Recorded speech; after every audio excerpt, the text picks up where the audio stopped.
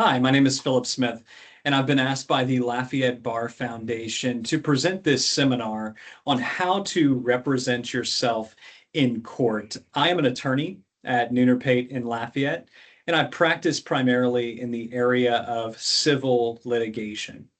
I also handle pro bono cases through the Lafayette Bar Foundation, and in that capacity, I often see people trying to represent themselves in court, which can be very difficult and intimidating. This presentation will address how to prepare yourself for court, definitions of some common legal terms, the players in the courtroom, such as the judge, plaintiff, defendant, bailiff, court reporter, and some resources for legal help if you need. Before we begin, I want to emphasize that this is an informational seminar only, and we are not providing any specific legal advice. No attorney-client relationship is created by this informational presentation. So today we're going to discuss how to represent yourself in a civil matter when you are going to court without an attorney. This seminar is not going to address criminal issues.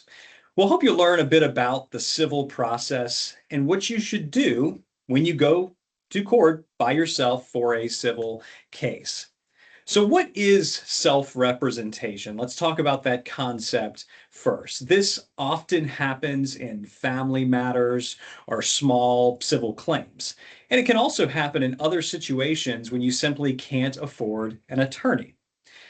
I want to emphasize that it is always best to have an attorney if possible, but that may not always be a possibility due to the cost and or the timing of the proceeding. If you find yourself in court and you are overwhelmed by the process, always feel free to ask that judge if you can have a continuance to get an attorney. The court will then decide whether to grant your request, but it can't hurt to ask the judge if you find yourself in that position. Depending on the type of case that you're in, you may have the opportunity to even get a pro bono attorney. Let's talk a bit about the roles that the different people have in the courtroom. So first, if you have one, is your lawyer. This is the person who's hired or assigned through a pro bono service to represent you. It's very important to be honest with your lawyer. Tell them everything about your case. The communications that you have with your lawyer are protected by something called the attorney-client privilege. So that information is safe with your attorney. Do understand, particularly if you have a pro bono attorney, that the representation may be limited. For example, if the person is helping you in a domestic violence situation to obtain a protective order, that attorney may not be able to represent you in another family law matter. The next role that we'll talk about in the courtroom is the opposing lawyer. This is the lawyer that represents the other party. If you are not represented, be very cautious in your communications with the other lawyer. They're not your lawyer. If possible, try to keep those communications in writing. The other lawyer has professional obligations, but proceed with caution if you're on your own. The other lawyer shouldn't be giving you legal advice, but you may be able to work through this opposing lawyer to reach an agreement out of court. And that's something you should feel comfortable trying to do if you can, determine your own destiny for the case. Another role that you may see in family law matters is a children's advocate. In some proceedings, this person is appointed to specifically represent the best interest of the child. Not a lawyer, but the advocate for the child. Most importantly is the judge or the hearing officer. This is the decision maker for your case who may or may not be wearing a black robe depending on the type of hearing. Some are elected while others are appointed. This person, the judge or hearing officer, cannot give you legal advice during the proceeding. The role of this person is to hear both sides of the case and to arrive at a decision. There's also a clerk in the courtroom. This is who may be helping you when the court is not in session. The clerk helps the judge keep track of the cases that are before the judge. The clerk takes notes about what the judge orders during the hearing, and the clerk helps the courtroom flow smoothly. There's also the bailiff, person who looks like a police officer. The bailiff makes sure everyone in the courtroom remains civilized and the courtroom environment stays safe and quiet. The bailiff may also be the person with whom you check in so that the judge knows you are there for your case. It's very important that if for any reason while court is in session, you have to leave, to go to the bathroom, to take a smoke break, to put money in your meter, let the bailiff know where you are going, just in case the judge calls your case while you're away from the courtroom. An adverse judgment could be taken against you if you're not in the courtroom when your case isn't called. So it's very important to let the bailiff know where you are. Finally, there's a court reporter. The court reporter records everything that anyone in the courtroom says during the hearing. The court reporter's records are the official records of what happened in court. So if there's any disagreement about something that was said in a court proceeding, then the court reporter can turn those notes into a written version, a transcript, a record, and then you can read exactly what happened in court during the hearing. Note that not all proceedings, particularly some in front of hearing officers, will have a court reporter. All right. So next, let's talk about what you should do before going to court. As with anything, it is important to be prepared. Know the law that applies to your case, any statutes, applicable cases, and procedures from the hearing that you're able to research on your own. Also understand the type of evidence that you may need for the hearing. One thing I always advise people to do is to take a field trip before the hearing. If you're nervous about going to court, then go to the courthouse a few days before to learn how to go through security, find the courtroom, and understand the layout of the building. Know that you generally, in most courtrooms, cannot bring your phone inside unless you have prior approval from the judge or their office. Before going to court, compile all of your paperwork.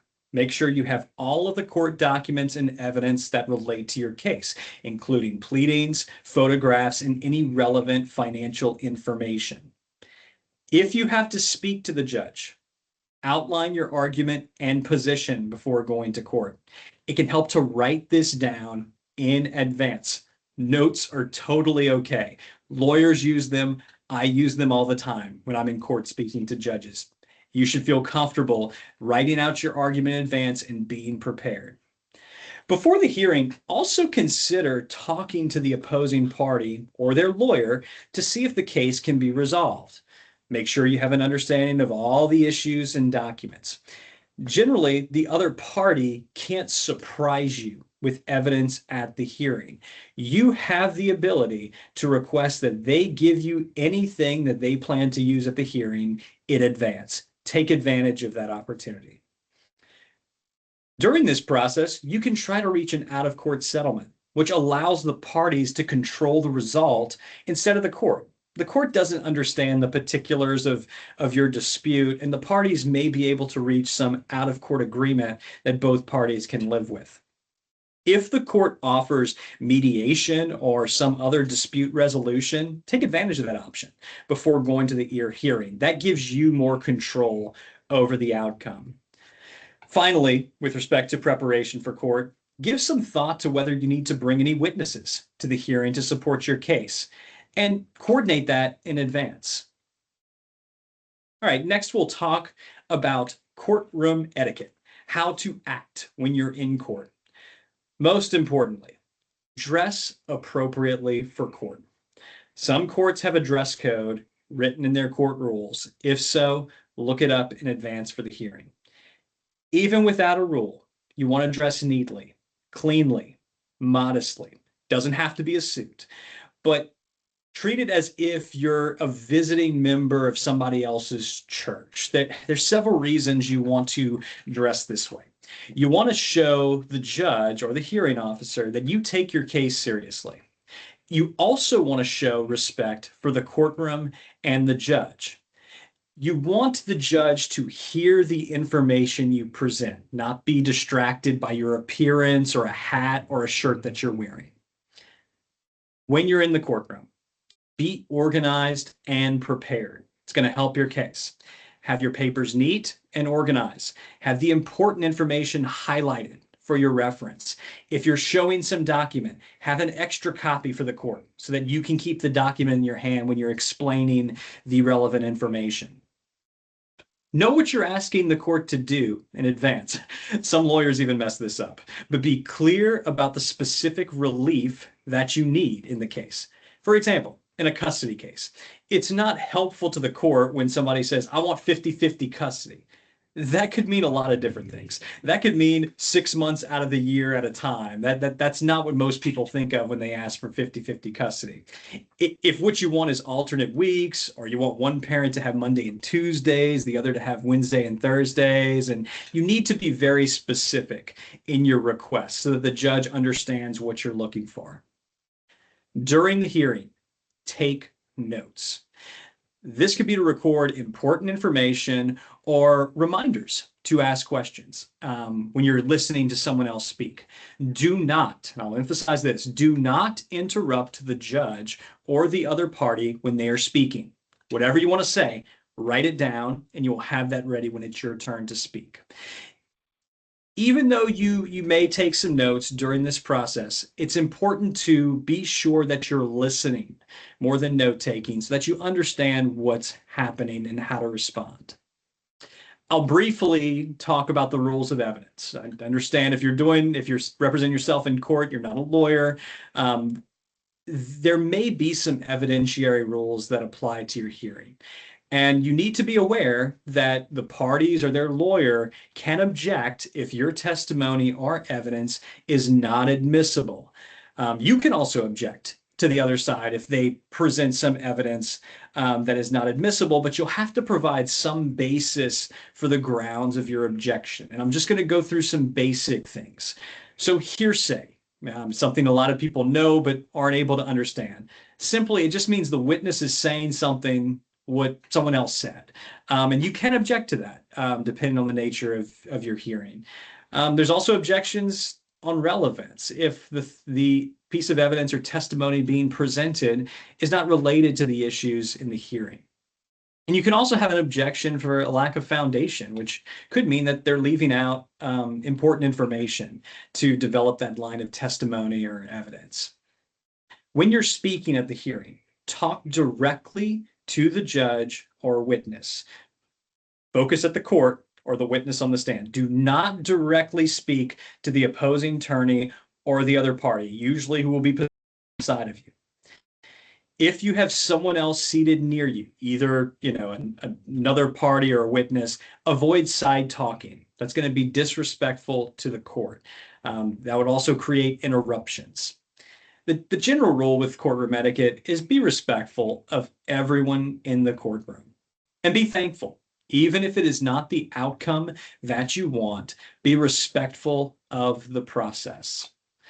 So that sums up the how to represent yourself in court portions of the seminar. I want to also, now that we're at the end, provide you with some resources for help. The first place to go if you're looking for help is the Lafayette Bar Foundation's website. That website lists the different programs offered by the Bar Foundation, including counsel on call, where you can speak with a lawyer in short sessions about a particular legal problem you're facing for free. The website also has a directory that can help you in finding and hiring a lawyer. It provides resources for the Bar Foundation's protective order pen, who represents people who are facing domestic violence situations. The website and the Bar Foundation also provide legal forms and a law library, which all can help you prepare for court if you will be representing yourself. And if that's not able to help, there's always the Acadiana Legal Services Corporation, who also has a website and can provide a description of the services that they offer. Well, I hope you've found this seminar helpful for representing yourself in court, and I thank you for watching.